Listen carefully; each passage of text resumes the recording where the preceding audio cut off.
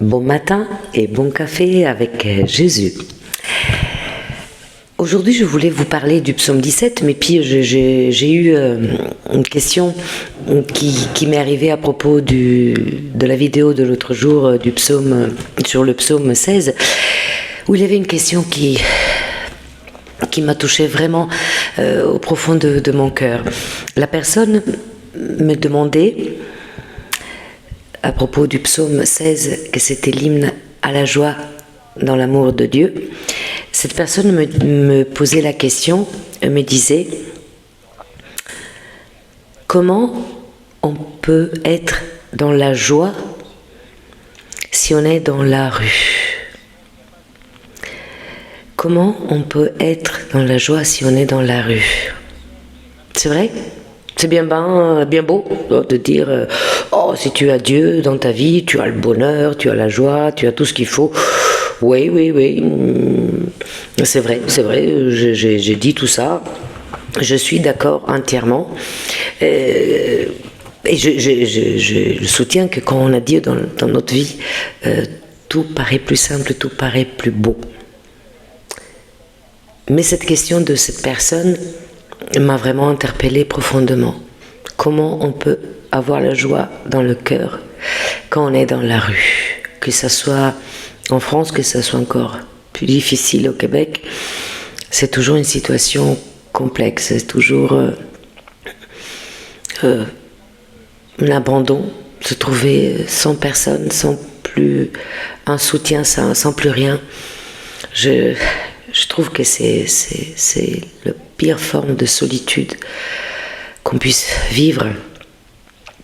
Comment je peux répondre?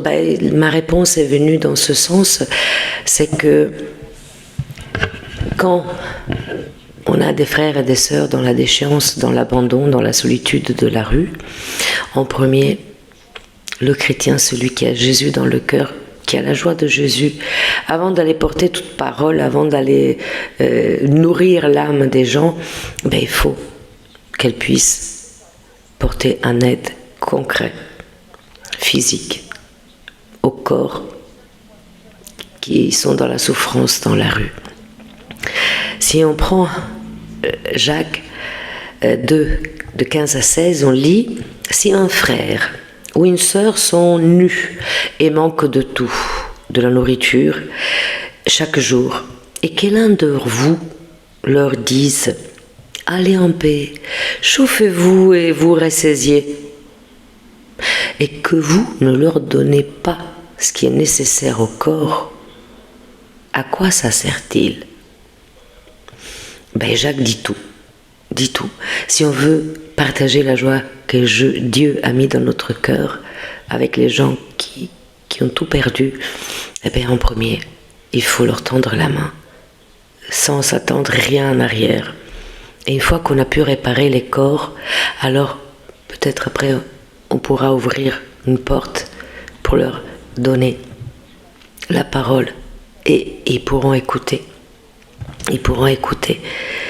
C'est lorsque la personne a pu retrouver sa dignité, qu'elle a pu rassasier son corps, qu'elle pourra écouter la parole de Dieu et entendre que Jésus aussi était un itinérant et que sa survie physique du corps était en lien avec l'aide qu'il pouvait avoir des gens de bon cœur, des gens qui avaient à cœur l'amour du prochain.